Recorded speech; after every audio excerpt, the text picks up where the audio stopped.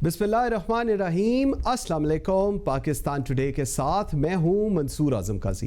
नाज़रीन, पंजाब में इलाका गैर नहीं होगा। जी हाँ, आप बिल्कुल दुरुस्त सुन रहे हैं। पंजाब के अंदर इलाका गैर था, लेकिन अब पंजाब में इलाका गैर नहीं होगा। हुकूमत पंजाब बॉर्डर पुलिस को पंजाब पुलिस में ज़म करने जा रही है। फैसले से Punjab border military police act की अमलदारी ख़त्म हो जाएगी। फैसला डेरा गाजी खान और राजनपुर के कबाइल में law and order Surat hall control करने के लिए किया गया है। 1904 में राजनपुर और डीजी खान के कबायली इलाकों के लिए एक्ट लाया गया था। फैसले में बीएमपी बॉर्डर मिलिट्री पुलिस के ज़रिए इंतज़ाम थाने और चेक पोस्ट का बाज़ाब्ता पंजाब पुलिस का हिस्सा बन जाएंगे। यह इलाका वज़ीर आला पंजाब सरदार उस्मान बुज़दार का हल्का भी है, और अगर ये कदम हुकूमत पंजाब लेने जा रही है तो इसका क्रेडिट उस्मान बुज़दार को जाएगा। इस इक़दाम से पंजाब में कोई इलाका गैर नहीं रहेगा। हमारे ज़राए के मुताबिक पंजाब पुलिस एक्ट के नफाज का नोटिफिकेशन आइंदा चंद रोज़ में जारी कर दिया जाएगा। ये एक बड़ी अहम खबर थी, मैंने कहा मैं आप लोगों से इसका जिक्र करूँ। सेकेंडली, बिलावल भुट्टो ही नहीं, हुकूमत भी चाह रही है कि इंतखाबात कबल वक्त हो जाएं। क्यों चाह रही है हुकूमत? क्या हुकूमत को नहीं लगता कि वो अपना टेन्योर पूरा कर सकते हैं? और अगर नहीं लगता तो इसमें हुकूमत और बिलावल भुट्टो ज़रदारी दोनों एक पेज पर कैसे आ रही हैं, इस पर भी बात करेंगे। सेकेंडली, पीडीएम अब हुकूमत नहीं गिराएगी। आपको याद होगा पीडीएम के बनाने का मकसद ये था कि हुकूमत को गिराया जाए, लेकिन अपेरेंटली अब ये लग ऐसा रहा है कि पीडीएम अब हुकूमत गिराने नहीं जा रही। वो बस धरने जलसे जुलूस करेंगे और टाइम बाय करेंगे, और उसके बाद इतनी देर में मेरे ख्याल में अगले 2 साल भी गुजर जाएंगे और हुकूमत अपना टेन्योर भी पूरा कर लेगी। लेकिन इसके साथ साथ पाकिस्तान पीपल्स पार्टी और पाकिस्तान मुस्लिम लीग नून के बिहाइंड डोर्स बातचीत शुरू हो गई है, और कहा यह जा रहा है, बिलावल भुट्टो की तरफ से भी ये कहा गया है कि पंजाब के अंदर और अगर वफाक में भी अगर आपने इन हाउस चेंज करना है तो हम आपका साथ देने के लिए तैयार हैं। कितनी सदाकत है इस बात पे, इस पर भी बात करेंगे। लास्टली, इलेक्ट्रॉनिक वोटिंग मशीन की हम सब ने मुंह दिखाई देखी, और पीटीआई का ये दावा है कि इससे धांधली का मुस्तकिल तौर पर सदेबाब हो जाएगा। नाज़रीन, इस तमाम इंटरेस्टिंग सूरत हाल पर बात करेंगे अपने आज के प्रोग्राम में। आई एम वेरी ग्रेटफुल, मुझे ज्वाइन किया है डॉक्टर शाज़म सुमरो, रुकन कौमी असम्बली हैं, पाकिस्तान पीपल्स पार्टी को रिप्रेजेंट कर रही हैं। मेरे साथ हैं साइमा नदीम, वफाकी पार्लिमानी सेक्रेटरी हैं, पाकिस्तान तहरीक इंसाफ को रिप्रेजेंट कर रही हैं। और शॉर्टली मुझे ज्वाइन करेंगे डॉक्टर निसार चीमा, रुकन कौमी असम्बली हैं, पाकिस्तान मुस्लिम लीग नून को रिप्रेजेंट कर रही हैं। आप सबका जी बहुत शुक्रिया। Doctor Shazia, let me start from you. Bilawal Bhutto Zardari चाहते हैं और उसके साथ हुकूमत भी चाहती है कि जो इंतखाबात हैं वो कबल वक्त कर लिए जाएं। ये चेंज ऑफ थॉट किस तरह है? अब बिलावल भुट्टो साहब को पहले आप बता दें, और फिर हुकूमत ऐसा क्यों सोच रही है, इस पे मैं साइमा जी से जवाब लेता हूं। Thank you Mansoor. बिस्मिल्लाहिर्रहमानिर्रहीम। सबसे पहली बात यह है कि देखिए, हमारी सिंधी में एक कहावत है कि आया से दफाता से। अब ये लोग जो है ना खुद इस जाल में फंस चुके हैं कि क्योंकि ये कुछ डिलीवर कर नहीं सके सिवाय महंगाई बढ़ाने के या पेट्रोल बम गिराने के, और कुछ नहीं कर सके हैं। तो देखिए, ये चीजें अब ये फंस चुके हैं और ये खुद से भी चाहते हैं कि इनकी जान छुड़ाई जाए। तो ये इस तरह की बातें करना शुरू की है इन्होंने। नहीं तो हम तो चाह रहे थे कि ये अपना टाइम पूरा करें और साथ में पता चले कि ये किस तरह से डिलीवर कर रहे हैं। और क्योंकि इनकी नाकामी तो आप लोगों ने 3 सालों में देख ली है। अगला साल जो है इनका चौथा बजट है, तो फिर देखते हैं कि ये किस तरह से अपने आप को साबित करते हैं कि वो एक कॉम्पिटेंट गवर्नमेंट है। जो तब्दीली के दावे जो कंटेनर पर खड़े होकर 1 करोड़ नौकरियां और 50 लाख घर के दावे थे, या पुलिस रिफॉर्म के दावे थे, या और जो सारी चेंजेस लाने के दावे थे, वो किस तरह से पूरा करते हैं। उनमें से आप लोगों ने देखा कि 50 लाख घर तो नहीं बने, एक भी घर नहीं बना। लेकिन हाँ, इन्होंने जो कंस्ट्रक्शन इंडस्ट्री में जो इनके फ्रेंड्स हैं उनको जरूर उन्होंने सब्सिडी दी और ये सारे माफियाज को आगे बढ़ाया। और उसके अलावा जिस तरह से ये जो भी इन्होंने रिलैक्सेशन दिया, जो भी दिया, सब ये इस तरह से इनको रिलैक्स करते गए और अपने जो फ्रेंड्स हैं उनको ये मजबूत करते गए। जो इनके टीएम्स हैं अब ये खुद फंस चुके हैं अपनी जाल में, क्योंकि इनकी जान नहीं छूट रही, ना तो इनके पास कोई पॉलिसी है, ना इनके पास आगे कोई फ्रेमवर्क है। अब ये कह रहे हैं कि अल्लाह का नाम लें और हमें किसी तरह से यहाँ से जाने दें। तो हम इनको पतली गली नहीं देना चाहते। जिस तरह से भी है अब आप डिलीवर करें और रिफॉर्म्स और जो कुछ आप करना चाह रहे हैं आप करके दिखा दें। बिल्कुल ठीक है। साइमा जी मुझे बताएं तो सही, हुकूमती अरकान क्यों ये कह रही हैं कि जो इलेक्शंस हैं वो पहले भी हो सकते हैं? आपके वफाकी वुज़रा कह रहे हैं, क्यों, ऐसी क्या वजह है? 5 साल का टेन्योर पूरा करें। पीडीएम वैसे इफेक्टिव नहीं है, ऑपोजिशन बस सिर्फ नारे मारती और तो कुछ प्रैक्टिकली कर नहीं रही है, तो हुकूमत को किस चीज़ की परेशानी है? ठीक है, देखिए ज़रूरी नहीं है कि जो कुछ उनमें से हमारे जो मेंबरान हैं अगर जो अपना एक कमेंट करना चाहते हैं और उन्होंने अपना ज़ाती अपना कोई राय दी हो, उससे ज़रूरी नहीं कि हुकूमत भी उसी जो है पेज के ऊपर बात कर रही हो।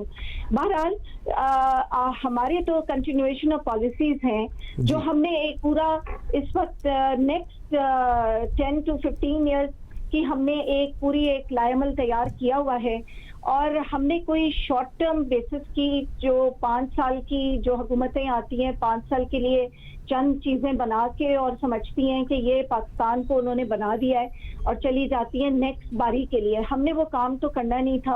और हमने जो काम जो भी किए अगर आप देख भी लें तो हमारी एक आप अभी 5 डैम्स ही तो देख लीजिए, ये डैम्स जो कि इनकी हुकूमतों में बनने चाहिए थे, जिनकी वजह से हमारा पानी बिजली सब जो है वो उसके ज़ेरे अताब हो गया, जिसकी वजह से हमारी ये चीजें जो हैं वो इस वक्त हम इश्यूज में जा रहे हैं। ठीक हो गया। तो हमने वो प्रोजेक्ट्स के ऊपर काम किया है और मैं समझती हूँ कि हमारा जो नेक्स्ट जो हुकूमत है वो हमारी कंटिन्यू करेगी, क्योंकि वो पॉलिसीज हमारी ऐसी हमने बनाई हैं जिनकी वजह से पाकिस्तान जो है वो आगे जा रहा है। आप जीडीपी ग्रोथ से लेके देख लें। साइमा जी पॉइंट आ गया आपका। मैं मुझे जरा बहुत आपने ज्यादा क्लेम किया है, मैं जरा एक दफा डॉक्टर निसार चीमा साहब को भी ऐड कर लूं, थोड़ा सा लेट ज्वाइन किया है। डॉक्टर साहब सबसे पहले मुझे बताइएगा, जो साइमा जी कह रही हैं उनका तो ये ख्याल है कि नेक्स्ट टेन्योर अगले 5 साल भी पाकिस्तान तहरीक इंसाफ के हैं, और दूसरा उन्होंने कहा है कि पीडीएम के अंदर मुस्लिम लीग नून, बस अभी डॉक्टर शाजिया सुमरो आपके आने से पहले कह रही थी कि पीपल्स पार्टी के बगैर कोई पीडीएम नहीं है, ये नून लीग पता नहीं क्या करना चाह रही है मौलाना के साथ। जवाब दीजिएगा। कैसा बिन इन्होंने पीटी गवर्नमेंट ने बिलाशुबा बड़ा काम किया है, लेकिन काम उन्होंने किया है मुल्क में महंगाई बढ़ाने में, उन्होंने बेरोजगारी बढ़ाने के लिए, बदतरीन गवर्नेंस जो है उसके नए रिकॉर्ड कायम करने के लिए, अपनी करेंसी को बेकदर करने के लिए बड़ी मेहनत इन्होंने की है। मुल्क में लाकानूनियत के जिस तरह इन्होंने दर्ज दिए हैं उसके भी नए एक रिकॉर्ड कायम किए हैं। देखिए गुजारिश ये है, यू टर्न लेने के लिए बड़ी इन्होंने वाकई है कि एक नए रिकॉर्ड कायम किए हैं, बेशुमार रिकॉर्ड कायम किए हैं। लेकिन मैं आपको बताऊं कि अवाम ने भी तहिया किया हुआ है कि जब भी देखें, गुजारिश ये है कि जब भी इलेक्शन होंगे, 2023 में हो या पहले हों, जब भी इलेक्शन होंगे, अवाम जो महंगाई और बेरोजगारी की आंखों तंग आकर इनकी रुखसती की दुआएं कर रहे हैं, उन्होंने नया रिकॉर्ड एक कायम करना है। और उन्होंने, मैं आपको यकीन दिलाता हूँ भाई साहब, आज मेरी बात लिख लीजिए कि अवाम ने, पूरी कौम ने पीटीआई को एक निशान इबरत बनाने का एक नया रिकॉर्ड कायम करना है। निशान इबरत ही बना दिया आपने। 2023 के इलेक्शन के बाद यह है कि एक किस्सा पारीना बन जाएंगे इंशाल्लाह। आप देख लीजिएगा जो अवाम के साथ इन्होंने जुल्म किया है, क्या अवाम ये है कि ये आराम से बर्दाश्त कर लेंगे? डॉक्टर साहब मुझे एक चीज बताएं। ठीक है डॉक्टर साहब मुझे एक चीज बताएं, पीडीएम अब आप लोग अब हुकूमत कराएंगे और जल्द से जुलूस करेंगे, जो पर्पस था पीडीएम का वो तो ये था कि इमरान खान की हुकूमत करानी है। सो पाकिस्तान मुस्लिम लीग नून इमरान खान की हुकूमत नहीं कराएगी मौलाना साहब के साथ मिलके, जबकि सिर्फ जल्द से जुलूस ये चीजें आप लोग करेंगे। Is that so? देखिए गुजारिश ये है कि जलसे और जुलूस जो है उनका जो मकसद था वो ये कि पूरी कौम में एक बेदारी, एक शऊर, एक अवेयरनेस पैदा की जाए। और मैं समझता हूँ कि कौम में पहले ही बड़ी अवेयरनेस थी इनके मज़ालिम के ख़िलाफ़, इनकी नालायकी के ख़िलाफ़, इनके गिराए हुए महंगाई और बेरोज़गारी के बमों की वजह से अवाम पहले ही बिल्कुल तंग थे। और अवाम की, मैं पूरी कौम की आवाज़ बन गई पीडीएम। और मैं यहाँ ये कहता चलूँ कि जब पीडीएम की तश्कील हुई, पीपल्स पार्टी भी साथ थी, हमने मिलकर तश्कील की। और उसके मकासद क्या थे कि मुल्क में कानून की हुक्मरानी हो, आइन की बालादस्ती हो और अवाम की राय का एहतराम किया जाए। Okay. इन मकासद के हवाले से हमारे और पीपल्स पार्टी के दरमियान कोई इख्तलाफ नहीं था, ना अब है। Okay. हाँ, लाए अमल के हवाले से जो इख्तलाफात पैदा हुए, मुझे तवक्को है और मेरी ख्वाहिश है कि ये इख्तलाफात दूर हों और हम फिर से नए सिरे से जो असल मकासद थे हमारे, जिनमें हमारे दरमियान कोई इख्तलाफ नहीं था, उन मकासद के असूल के लिए हम मिलकर जदोजहद करें, असर नौ इसका आगाज करें। बिल्कुल ठीक हो गया। डॉक्टर शाजिया को जी हम कनेक्ट दोबारा कर रहे हैं। साइमा जी, मुझे एक चीज़ बताएं, आप लोगों ने इलेक्ट्रॉनिक वोटिंग मशीन बनाई, इसकी मुंह दिखाई भी कराई, आप लोगों का ये दावा है कि इसके बाद धांधली का मुस्तकिल सदेबाब हो जाएगा, लेकिन आपकी इस बात को ऑपोजिशन अगर बाय ही नहीं कर रही, उनका यकीन ही नहीं है आप लोगों के इस दावे के ऊपर, तो फिर हुकूमत क्या करने जा रही है? देखिए जी, पहले तो मैं ये कहना चाहूंगी कि वो क्यों इस पे घबरा रहे हैं, क्योंकि इनको घबराना छोड़ देना चाहिए इस तरफ से, क्योंकि हर साल हर मर्तबा इलेक्शन में ये हारते हैं, उसके बाद ये फरसूदा निजाम के बाद रोना रोते हैं, चाहे एक हुकूमत हारे चाहे दूसरी हुकूमत हारे, धांधली का नारा जरूर लगाते हैं। और फिर ये तो इतनी आसान सी चीज है, बैटरी ऑपरेटेड है, ना वाईफाई इसमें कनेक्ट होगा, ना इसका एक नॉर्मल एक फोन जो ऑपरेट करता है वो कर सकता है। और फिर ये जो इलेक्शन कमीशन ने जो इसके ऊपर लगाई थी वो भी हमने पूरी की, उसमें से हमने उसके 49 तरामीम दी थी और हमने इनको बोला है कि आप हमारे साथ बैठ जाएं और इसका जो आप हल चाहते हैं उसके ऊपर हम तैयार हैं। लेकिन ये तो उससे मेरे ख्याल में इसलिए भागना चाहते हैं क्योंकि इनके अपने वोट जो बंधे हुए वोट है 20-20 हजार अपनी कॉन्स्टिट्यूएंसीज में, वो इन्होंने मुस्तकिल के बांधे हुए और वो खत्म हो जाएंगे। जाहिर सी बात है कि ये इलेक्ट्रॉनिकली ये नया टेक्नोलॉजी सिस्टम है, अगर ये उसी दुनिया में रहना चाहते हैं जिससे हम इनको नई दुनिया से मुतारिफ कराना चाह रहे हैं, तो आई एम सॉरी टू से कि अब इनको इसमें से निकल के बाहर आना पड़ेगा। और हमने तो देखिए बैरून मुल्क लोगों को हम हक दे रहे हैं, वोट का हक दे रहे हैं, इसमें आसान तरीन हम स्टेक होल्डर्स को जो है वो इसमें शामिल कर रहे हैं। एक बुजुर्ग भी जो है वो इसको जो है वो बहुत आसानी से इस्तेमाल कर सकेंगे। तो मेरा नहीं ख्याल है कि इसके अंदर कोई इनको जो है वो इसमें शिकायत होनी चाहिए। ओके, बिल्कुल ठीक हो गया। व्यूअर्स, एक छोटी सी ब्रेक लेते हैं हम, और जिस वक्त हम ब्रेक से वापस आते हैं तो ये जो अब अंडरस्टैंडिंग है पीडीएम लेकर और ये जो बैकडोर राब्ते हो रहे हैं, ये क्यों हो रहे हैं? अगर आप पीडीएम पे मुस्लिम लीग नून और पीपल्स पार्टी एक पेज पर नहीं आ पा रहे, तो फिर ये backdoor diplomacy between Peoples Party और पीएमएलएन, इसका क्या मकसद है? इस पे बात करेंगे, मेरे साथ रहिएगा। Welcome back after the break. जी, डॉक्टर शाजिया अस्लम सुमरो, मुझे ज़रा बताइएगा, पीडीएम में आप लोग बैठने को तैयार नहीं, आप लोग माफ़ी के ख्वाहिशमंद हैं शायद खाकान अब्बासी साहब से एंड ऑल दैट, और उसके बाद बैकडोर आप लोगों की और पाकिस्तान मुस्लिम लीग नून की बातें शुरू हो गई हैं। क्या ये कैसे हो रहा है, कैसे कर लेते हैं आप लोग ये सब कुछ? ज़रा आवाम को भी थोड़ा बता दीजिएगा।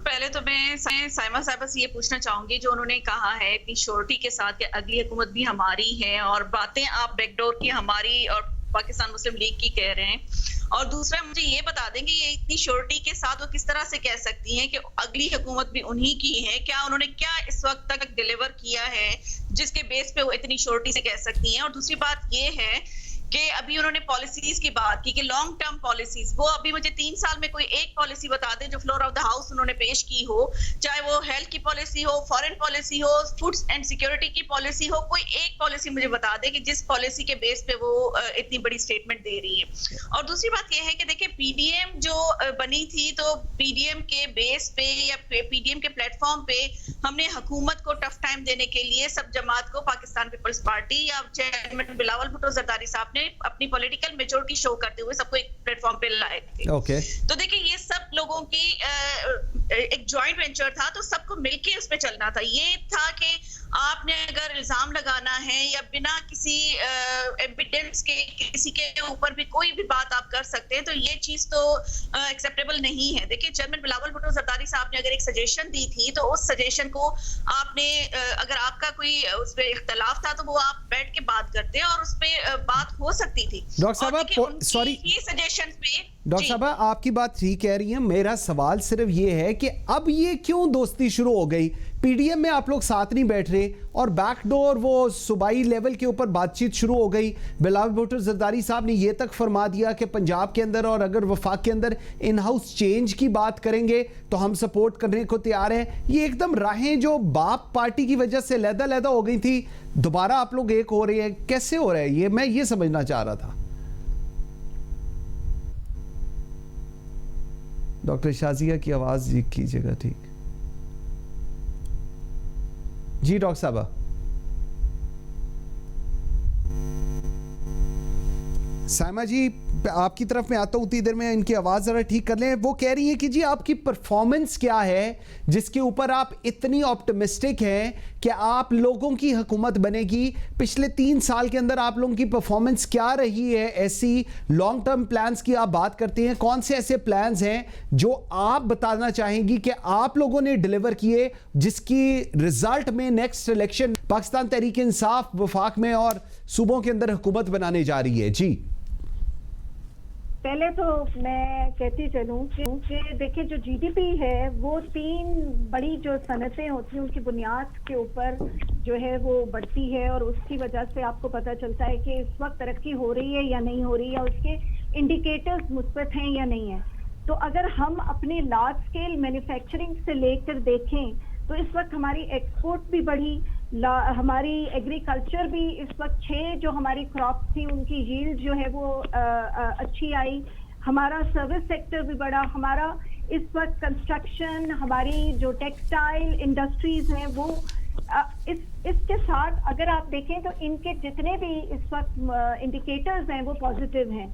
और फिर अगर आप महंगाई की भी बात करते हैं, प्लीज लेट मी टॉक, कि महंगाई में ये बात कर रही हैं, हमारे ऊपर हर मर्तबा महंगाई का ये तोहमत लगाती हैं, तो प्लीज इनका रिकॉर्ड मैं आपको बता दूं कि इन्होंने 36% 2012 में जो है वो पीपीपी के टेन्योर में किया था, और उसके अलावा 2008 में भी ये 19% जो थी, तकरीबन 20% ये लोग जो थे इसको महंगाई को लेके गए थे।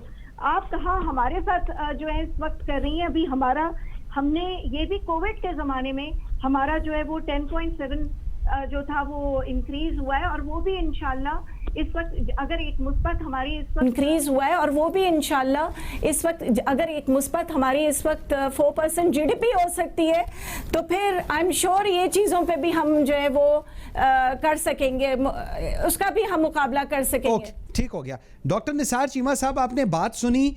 साइमा जी तो बड़ी ऑप्टिमिस्टिक हैं, शाजिया असलम सुमरो बिल्कुल ऑप्टिमिस्टिक नहीं है, लेकिन कहानी at the end of the day आप लोगों के ऊपर आती है। मुस्लिम लीग नून, आप लोग चाह क्या रहे हैं? आप लोग ना शहबाज शरीफ साहब को काम करने देना चाहते हैं, वहां पर मरियम नवाज इतने स्ट्रांगली इन चीज़ों को लेकर रुक जाती हैं कि शहबाज शरीफ साहब जो स्टेप्स उठाना चाहते हैं उसके ऊपर कहीं ना कहीं कदगन लगा दी जाती है। सर, तो मुस्लिम लीग नून क्या सोचती है, कैसे आगे चलना है? कैसा पहली गुजारिश तो ये है कि अगर यानी हमारी तारीख की बदतरीन परफॉर्मेंस दिखाने वाली ये हुकूमत जो है पीटी हुकूमत, इस परफॉर्मेंस के बाद जिसने अवाम को सवाए महंगाई और बेरोजगारी की कुछ नहीं दिया, अगर इस बदतरीन परफॉर्मेंस के बाद भी अगर इनको ये तवक्को है कि अगली हुकूमत फिर इनकी आएगी, तो इसकी 2 ही वजूहत हो सकती है गाई साहब। या तो ये है कि ये खुद बेवकूफ़ हैं, परले दर्जे के बेवकूफ हैं, या ये कौम को बेवकूफ समझते हैं। वो कहते हैं हमारी परफॉर्मेंस बहुत अच्छी है। डॉक्टर साहब आप बातें वो कह रहे हैं परफॉर्मेंस है हमारी। मेरा ख्याल ये दोनों चीजें ठीक है, ये खुद भी आमक हैं और कौम को भी आमक समझते हैं, बेवकूफ समझते हैं, लेकिन कौम आमक नहीं है, कौम बिल्कुल बेवकूफ नहीं है। कौम इनके करतूतों से अच्छी तरह वाकिफ हो चुकी है, ठीक है। कौम इंशाल्लाह आइंदा कभी इनको ये मौका नहीं देगी। ये याद रखिए कि ये इनकी पहली और आखिरी बार थी, आगे आइंदा कौम इनको कभी बर्दाश्त नहीं करेगी। मुस्लिम लीग पे आ जाएं जी। देखिए, मुस्लिम लीग के मामले में ये है, देखिए कि हमारे जो मकासद हैं, जो हमारा बयानिया है, जो हमारी मंजिल है, वो क्या है कि वोट को इज्जत दो, यानी अवाम की राय का एहतराम किया जाए और मुल्क में कानून की हुक्मरानी हो, आइन की बालादस्ती हो। इस हवाले से हमारी पार्टी में मियाँ नवाज शरीफ हो, मियाँ शहबाज शरीफ हो, कोई इख्तलाफ नहीं है। हाँ, यह है कि लाए अमल के हवाले से, हिकमत अमली के हवाले से, स्ट्रेटजी के हवाले से, इन मकासद के असूल के लिए क्या करना है, कौन सा रास्ता इख्तियार करना है, उसके हवाले से दयानतदाराना इख्तलाफ राय हो सकता है और उसकी गुंजाइश तो घरों में भी होती है जी। लीड कौन करेगा मुस्लिम लीग नून को? मरियम नवाज का बयानिया जो नवाज शरीफ साहब का बयानिया है, या जो शहबाज शरीफ साहब चाह रहे हैं कि जरा आराम से मध्यम मौके चलें? काई साहब, गुजारिश ये है कि मियाँ नवाज शरीफ हमारे कायद हैं, मियाँ शहबाज शरीफ हमारे सदर हैं, और मियाँ शहबाज शरीफ भी जब भी कोई फैसला करते हैं तो उसकी अप्रूवल मियाँ नवाज शरीफ से लेते हैं, क्योंकि वो कायद हैं। अच्छा, तो बात ये है, जिस तरह मैंने गुजारिश की कि बयानिए में ये असल जो मंजिल है, जो हदफ है, जो ऑब्जेक्टिव्स हैं, जो मंजिल है, उसके हवाले से कोई इख्तलाफ नहीं है। इख्तलाफ जो भी है, जो आपको नजर आता है, वो सिर्फ लाए अमल के बारे में है, लाए अमल को लेकर। ठीक है डॉक्टर शाजिया, ऑब्जेक्टिव एक है, अब इसका मतलब क्या हम लोग समझे, क्या पीडीएम के अंदर पाकिस्तान पीपल्स पार्टी शामिल होने जा रही है? अगर आप ये कहेंगी तो आफ्ताब शेरपाव साहब को उन्होंने वैसे सीनियर नायब सदर बना दिया है, जो ऑलरेडी पाकिस्तान पीपल्स पार्टी की सीट थी पीडीएम के अंदर। क्या पाकिस्तान पीपल्स पार्टी ज्वाइन करेगी, और नहीं करेगी तो ये बैकडोर डिप्लोमेसी विद पीएमएलएन आप लोग करेंगे? यही दिन आने थे पीपल्स पार्टी पे। देखिए मंसूर, पहली बात तो ये है कि पाकिस्तान पीपल्स पार्टी ने पहले भी ये कहा था कि अगर अपोज करना होगा या opposition as a strong opposition हमने बैठना है तो हमने इकट्ठे होके बैठना है। तो ये अब डिफरेंसेस जो हैं, ये हो सकता है कि पहले भी पाकिस्तान पीपल्स पार्टी कभी भी डायलॉग करने से या मिल के बैठ के बात करने से कभी भी मना नहीं किया। अगर मिल के बैठ के बात करेंगे तो हो सकता है और भी रास्ते खुल जाएं, हो सकता है और भी स्ट्रेटजीज बन जाएं, तो पॉसिबिलिटी है कि बैठना पड़े। लेकिन हमारी जो सबसे ज्यादा जो फोकस जो चीज है वो ये है कि इस नाकाम नाअहल गवर्नमेंट को किसी तरह से घर भिजवाना है। अच्छा। तो चाहे वो हम मिलके करें या पाकिस्तान पीपल्स पार्टी जो है वो अकेले भी अगर टफ टाइम देने के लिए तैयार है, बाकी जो भी साथ चलना चाहे उन सब के साथ मिलके, तो इंशाल्लाह वो भी करेंगे। और जो भी लाए अमल होगा तो इंशाल्लाह वो उस पे मिलके भी अमल किया जा सकता है। बिल्कुल ठीक है। सायमा जी, थोड़ा सा आगे कि if you want to comment on it जरूर कीजिएगा। सेकेंडली, कल 14 अगस्त है, आज़ादी का दिन है, पाकिस्तान आज़ाद हुआ था। कल के दिन के अंदर हम लोग कुछ देखेंगे कि हुकूमत ऑपोजिशन मड स्लिंगिंग और ये ना करे और पाकिस्तान की बात करे, आगे चलने की बात करे, इस 22 करोड़ अवाम को कोई रास्ता दिखाने की बात करे? जी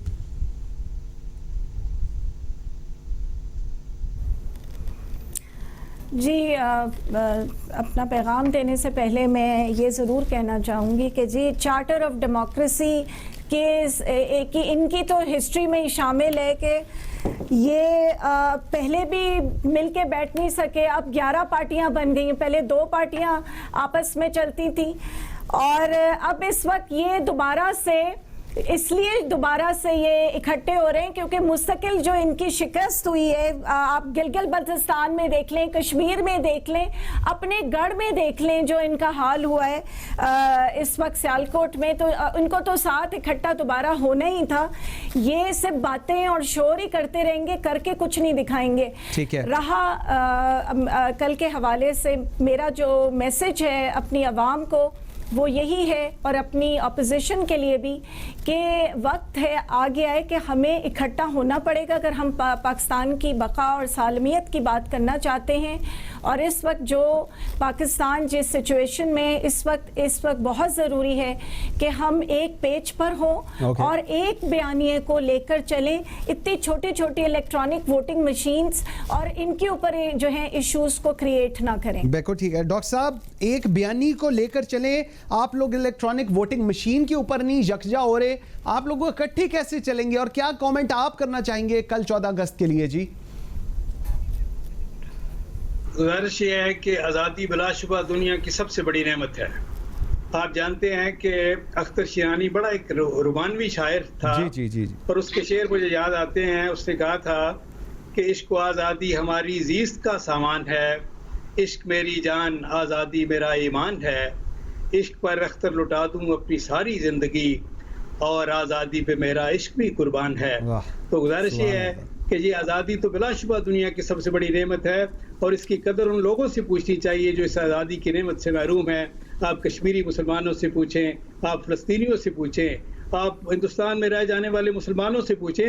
अगर यह है कि इकबाल और कायद आज़म जैसे लीडर ना हमें मिलते हमें, अगर इकबाल की फ़िक्र के मुताबिक अगर कायद आज़म की क़यादत में बरसगीर के मुसलमान आज़ादी की मंजिल के हसूल के लिए जद्दोजहद ना करते तो हमारा अशर भी वही होता जो हिंदुस्तान में रह जाने वाले मुसलमानों का है। मुसलमान तो क्या आप जानते हैं कि हिंदुस्तान में रह जाने वाली कोई अक़लियत हो, मुसलमान हो, सिख हो, ईसाई हो, ना किसी की जान महफूज है, ना इज्जत महफूज है, ना आबरू महफूज है, ना उसका माल महफूज है, ना उनकी इबादतगाहें महफूज है। काई साहब, मेरी गुजारिश ये है कि ये आज़ादी हमें ऐसी नहीं मिल गई। इस आज़ादी के लिए दुनिया की इंसानी तारीख की सबसे बड़ी हिजरत हुई है। इसके लिए लाखों मुसलमानों ने आग और खून के समंदर अबूर किए हैं। हाँ। इसके लिए 50,000 से ज्यादा हमारी फतवा माएँ, बहनें और बेटियां उन्होंने अपनी इस्मतों की कुर्बानियां दी हैं। बात यह है कि इस आज़ादी की कदर करनी चाहिए और इस आज़ाद वतन की कदर करनी चाहिए। इस आज़ादी के तहफ़्फ़ुज़ के लिए हमें तमाम तर सियासी मसलकी ग्रोही सूबाई इनको पीछे रख के आगे चलना चाहिए। पॉइंट आ गया आपका। सिर्फ और सिर्फ मुल्क और कौम के मफाद के लिए सोचना चाहिए और काम करना चाहिए। बिल्कुल ठीक है। डॉक्टर शाज़िया असम सुमरो, अब इसको आप क्लोज कैसे करेंगे? एक तो मुझे ये कमेंट दीजिएगा, अब आइंदा का लाहे अमल क्या होने जा रहा है पाकिस्तान पीपल्स पार्टी का पीडीएम को लेकर? दोस्ती आप लोगों की हम समझ लें कि हो रही है मुस्लिम लीग नून के साथ, और कल के लिए स्पेसिफिकली क्या मैसेज देना चाहेंगी जी आप? देखें मंसूर, कल के लिए तो मेरा यही मैसेज होगा कि देखें आज़ादी की कदर करें, क्योंकि पाकिस्तान है तो हम हैं, और उन लोगों की कुर्बानियों की ज़रूर कदर करें जिन्होंने इस पाकिस्तान को बनाने के लिए अपनी इज्जतों को दावे पे लगा दिया या अपनी खून की कुर्बानी दी। उसकी उनके लहू की और उनकी इज्जतों की कुर्बानी को याद रखते हुए हमें इस कुर्बानी की कदर करनी चाहिए, और पाकिस्तान के लिए जो भी हम लोगों से हो सके हम लोगों ने एक होके सारी चीजों में इकट्ठे चलना है। और पाकिस्तान पीपल्स पार्टी को देखें कि आप पाकिस्तान पीपल्स पार्टी की जो क़यादत ने शहादतें दी हैं, जो कुर्बानी जमहूरियत के लिए दी है, उस जमहूरियत को भी हमने कायम रखना है। तो उसके लिए भी हमें मिल के चलना होगा। उसमें ना तो हुकूमत होती है ना अपोजिशन होती है, उसमें सिर्फ अवाम होती है। तो हम सब ने मिल के अवाम के लिए सोचना है और अवाम के लिए आगे बढ़ना है। बिल्कुल ठीक है। और पीडीएम का जो आपने कहा कि पीडीएम का ये है कि जब जहां पे भी पाकिस्तान की बात होगी और इस हुकूमत को घर भेजने की बात होगी तो इंशाल्लाह अपोजिशन एक थी और एक होके ही सामने आएगी, और जो भी इख्तिलाफात है वो इंशाल्लाह बैठ के बात करके हम लोग दूर करेंगे और इस नाकाम नाअहल हुकूमत को घर भेजने की पूरी कोशिश करेंगे। बिल्कुल ठीक है, बिल्कुल ठीक है। साइमा जी, लास्ट कमेंट मुझे आपकी तरफ से चाहिए। अवाम के लिए जो अभी डॉक्टर शाज़िया असम सुमरो कह रही हैं, अवाम के लिए इकट्ठे होने की ज़रूरत है, do you by that point? और क्या ये पॉसिबल है कि अवाम के लिए आप लोग इकट्ठे होकर आगे चलें और जो कुछ हो चुका है उससे जरा मूव ऑन होने की जरूरत है अब?